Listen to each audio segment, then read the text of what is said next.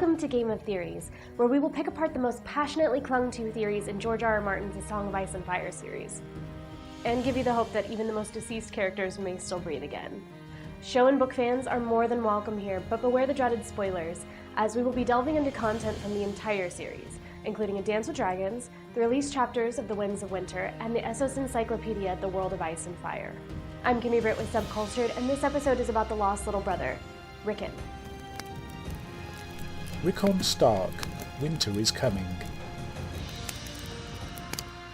Rickon is the Stark child most often forgotten about, and when you do remember that he's actually alive, the general consensus seems to be, where the fuck is Rickon? Not much is known about the youngest, wildest, and arguably most powerful warg the Starks have bred, as he's been missing from Stark point of view chapters since A Clash of Kings, only to be briefly mentioned again in A Dance with Dragons. To form a solid theory, we have to pull each little snippet from another character's point of view chapters, and then base them around what we know about Rickon's personality.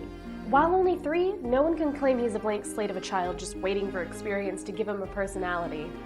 At such a tender age, Rickon is already incapable of understanding anything outside of his immediate experiences. From the onset, everything about Rickon is unruly, from his attitude right up to the strands of his long, unkempt hair. Within the span of a few short weeks, his father and sisters depart for King's Landing, John leaves for the Wall, and Bran falls into a coma.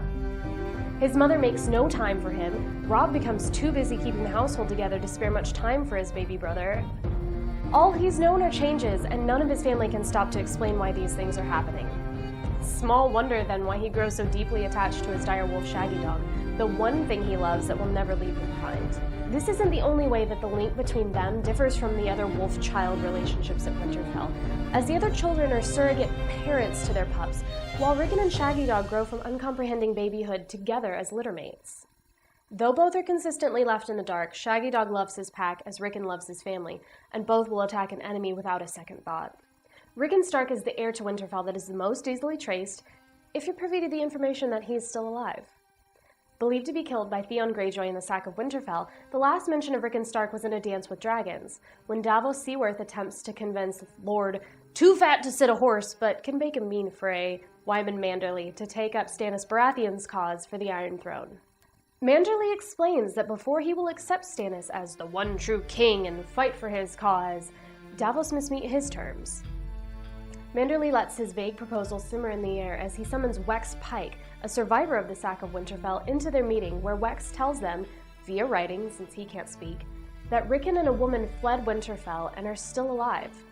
When asked where they are currently hiding, Wex throws his dagger onto a sheepskin map adorning the wall, where it strikes the northern island of Skagos. It would be easy to dismiss the youngest of the Starks as unimportant, but this would be a mistake. Even though there really isn't too much outside of constantly being reminded of his youth and harsh time dealing with changes, when playing the Game of Thrones, a skilled negotiator would see Rickon as a potential heir to Winterfell, possibly a hostage, but certainly a bargaining chip. Is he a piece? Is he a player? Where the fuck is Rickon, the puncher of old storytelling ladies and destroyer of walnuts? Theory 1. Rickon will be betrothed to Shireen Baratheon. As one of the most knowledgeable sailors left in Westeros, Davos Seaworth is too steadfastly loyal to fail Stannis Baratheon, even when faced with a near-impossible challenge. At the behest of his king, Davos was sent to bring in the might and wealth of the Manderleys of White Harbor to Stannis' dwindling number of supporters. Fortunately for Stannis, whose call to service the other lords of the realm either ignored or blatantly laughed at, Wyman Manderly is fiercely loyal to the Starks. Manderly barters his fealty in exchange for the safe return of Rickon Stark, who he believes is on the infamous Isle of Skagos. Roose Bolton has Lord Eddard's daughter. To thwart him, White Harbour must have Ned's son and the direwolf. The wolf will prove the boy is who we say he is, should the Dreadfort attempt to deny him. That is my price, Lord Davos. Smuggle me back, my liege lord, and I will take Stannis Baratheon as my king. Lord Wyman Manderly, Davos Chapter 4, A Dance with Dragons. If the account of the Iron Man Wex is true, and Rickon, Asha, and Shaggydog are indeed on Skagos, only a determined and honorable man like Davos Seaworth would brave the fearsome cannibalistic Skagosi on the promise of even one wealthy and minor house joining his king's cause. It should also be noted then that while the Manderleys of White Harbor are wealthy. Their might could hardly win Stannis the North on its own. But a true-born male heir to the ancient Stark line? Rickon's value to rally the North is basically only equal to that of a live dragon. Something Stannis would probably give his own daughter for. So let's talk about poor Shireen Baratheon. If Davos manages to find Rickon, but instead keeps him to present to his king, he'll most likely bring all of the Northern Stark loyalists with him anyway, including the grumbling hut of Manderley. What better way to cement the Northern loyalties by association than by marrying the heir to the Baratheon kingdom to the last known living male Stark?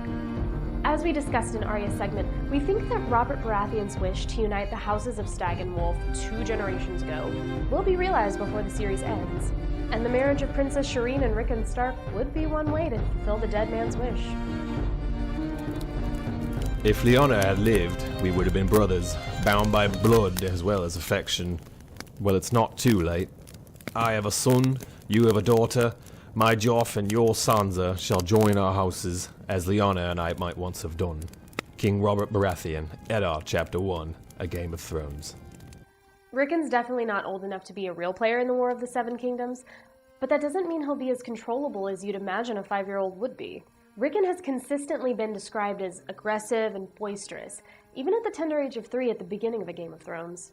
Osha, the wildling woman taken alive by Robb in A Game of Thrones, has a bit of a calming presence on the young Stark, and with her infinite quotes of wisdom could humanize and ground Rickon. Davos Seaworth is en route to Skagos, and since he's now 4 sons fewer, Davos can connect with Rickon, who similarly lost his father and all subsequent parental figures, which could strengthen a bond between the two. Not to mention the golden potential parental snark passed between Davos and the wildling Osha. Rickon is at the age where he can still learn to trust, and who is more trustworthy than the steadfastly loyal Onion Knight? So, it's possible the young 5-year-old might be more pliant to Stannis' will than his wild nature would suggest. However, before you check their registry and send the happy children a wolf and stag gravy boat, you shouldn't forget that Rickon is not the next heir to Winterfell. Although Bran is presumed dead, he's actually off gallivanting in the north with the Children of the Forest. We thought about it, and we don't actually think this would throw a wrench in Stannis' plans, as the Red King would have no problem using his kingly authority to ignore Bran's existence as thoroughly as he ignores his unimpressive sword light bulb. It's obvious that Stanny B isn't doing this, so Rickon will call him Daddy, and any Stark he could find would be the best and only match for his daughter, as the other great houses have clearly turned against him, including many of his own bannermen. We would like to see what the male consort to Queen Shireen could accomplish, since Rickon wouldn't be king of the North as long as Bran is alive and dies with children. But with no precedent appearing in the text where a queen succeeds, it's unlikely for George R.R. Martin to make steps to depict this dynamic when Rickon won't be of age for years. Theory 2. Taking the North in Rickon's name. The winters are hard, but the Starks will endure. We always have. Eddard, Chapter 1, A Game of Thrones. As it stands now, Rickon is currently too young to be a serious player in the game. Martin has confirmed that the first chapters of The Winds of Winter open with Victarion's battle at Slaver's Bay, proving that there's not a time jump between A Dance with Dragons and The Winds of Winter. So, barring the introduction of an aging potion, we can't expect to see Rickon the Warrior or Rickon the Statesman anytime soon. What truly matters is who Rickon is, the legitimate son of Ned Stark. In his name, the North can band together to overthrow the Boltons, consolidate its strength to brave the long winter, and Rickon could possibly keep the Stark line going strong, as the rest of the Stark brood are either dead, illegitimate, or in some form of hiding. And with winter here, Rickon could very well grow into the crown of the North Kings of old to be a hard king for a hard time. As young as Rickon is, his personality suggests that this path would suit his character better than that of a queen consort. He is as wild as his uncle Brandon Stark was in his short life, and has influenced his direwolf Shaggydog to embrace his own ferocity and feralness and act out in ways a 5-year-old boy is just limited. It is fitting, then, that Rickon, along with his direwolf and wildling caretaker Osha, have ended up on the untamed and infamous Isle of Skagos. Because we haven't seen Rickon since he parted ways with his brother in A Storm of Swords, we, like the Manderleys and Davos, would need to base his whereabouts solely on the testimony of the mute Wet Wex. However, a wolf dream of Jon's gives more credence to the idea that Rickon is on Skagos. A wild rain had lashed upon his back brother as he tore at the flesh of an enormous goat, washing the blood from his side where the goat's long horn had rigged him. John's dream. John, Chapter 1. A Dance with Dragons. The Black Brother mentioned in John's dream isn't one of his Night's Watch companions. It's actually referring to Ghost's brother, Shaggydog, locked in a battle with a unicorn. That's right. Unicorns in the known world of Westeros are not those of Lisa Frank's school supplies. If John's dream carries any weight and Shaggydog is somewhere killing unicorns, it is most assuredly on Skagos, which is home to a people famous for riding these strange beasts into battle. Awesome. So if the Skagosi are indeed where the wild things are, how likely is it that they will raise up Rickon Stark as their king and take him back to the north to claim his crown? The people of Skagos are universally feared and hated in the north. They have an ancient reputation as vicious and uncivilized cannibals, and a recent history of a bloody uprising against the Starks just a century ago. Little is known about what happens on Skagos, though it is known that there have been several Skagosi in the Night's Watch, even one who rose to the prominent position of First Ranger. The people of the Isle trade with the Northeast and share a devotion to the old gods and werewoods. They have noble houses and lords. The only one is mentioned in canon, House Magnar, not to be confused with the Magnar of Fen. Ugh. Clearly, the people of Skagos share cultural ties and relations to the north, while not being totally down with subjugating themselves to Stark rule. Are the cannibalistic rumors to be believed then, and the Skagosi simply eat Rickon rather than help him? Not if Shaggydog can help it. And for all the cannibal rumors, White Harbor is the only place we've seen where the meat in said pies is questionable. Except perhaps the bowls of brown in King's Landing. Even ignoring the cultural similarities to the north, as a society with such strong and undiluted ties to the old ways and gods, the Skagosi should have a respectable magics like skin changing. We have reason to think that Rickon is perhaps an extremely powerful warg from an incident way back in A Game of Thrones, in which Rickon's displeasure with Tyrion Lannister influenced Grey Wind, Shaggydog, and Summer to become openly hostile to the Lannister. The three wolves entered the Great Hall with the youngest Stark, and cornered the dwarf, even after he had generated goodwill with Bran and Robb in his gift of a unique saddle design for Bran. Does this suggest that Rickon is a more powerful warg than even Bran the Greenseer or Arya, whose bond with Nymeria has lasted through years of separation and leagues of distance? Either way, as a Stark kid, Rickon is definitely a warg, which is something the Skagosi may revere. Of course, even if the Skagosi don't join a renewed insurgency in the north, it's believable that any of the northern clans would fight for a crown for Rickon, to both serve their liege house as well as gain influence in the north. However, we can't see this plot occurring if Bran were to return south sooner rather than never, or if Rickon is returned by Davos to the Manderleys in White Harbor. They may have southern tendencies, but we can't see them breaking a sworn oath to Stannis to lead another rebellion. Theory 3.